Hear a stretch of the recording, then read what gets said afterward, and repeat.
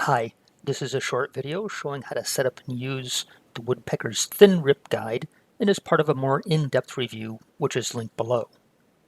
Just a couple of notes. This guide is a factory second. I purchased directly from the Woodpeckers website. The only reason it's a factory second is because, as you can see in the video, the red anodizing of the slider and the base don't match, but otherwise it's fully functional. And for the demonstration, we're just cutting 1/4-inch strips of wood from a scrap piece of plywood. So setting up the guide is pretty easy. You just move it forward so that the roller is even with the frontmost tooth on the your saw blade. A lot of ways you can set the gap. Right here I'm just using a 1/4-inch setup block. And you're just lightly pinching that between the roller and the tooth and the saw blade. The knurled knob sets the gap and secures the slider, and then you pull it back a little bit so you've got room to insert your workpiece and secure it with the black knobs, and that'll secure it in the miter slot. After that, you're just moving your fence so that the workpiece is, we'll say, securely between the roller guide and the fence. You don't want to do it too hard. You want the roller to still move freely.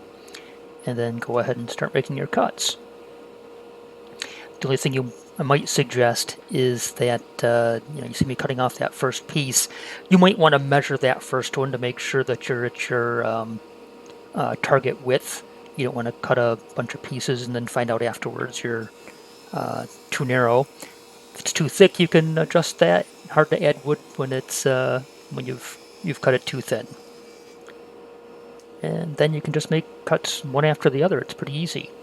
Reposition your workpiece, unlock the fence, move the fence so that you're secured between the fence and the roller again, lock the fence down, and make a cut. In this case, my workpiece is a little too short to reach the roller support at the outside feet of the table, so you see it kind of trying to hold it there while it's so it doesn't fall down.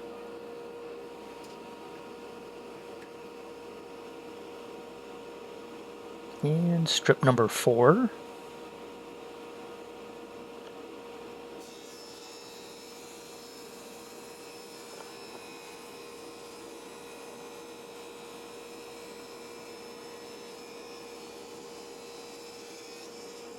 And we'll do one more cut.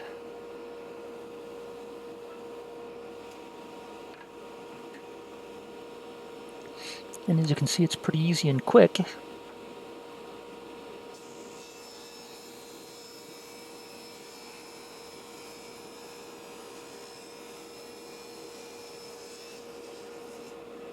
There we are.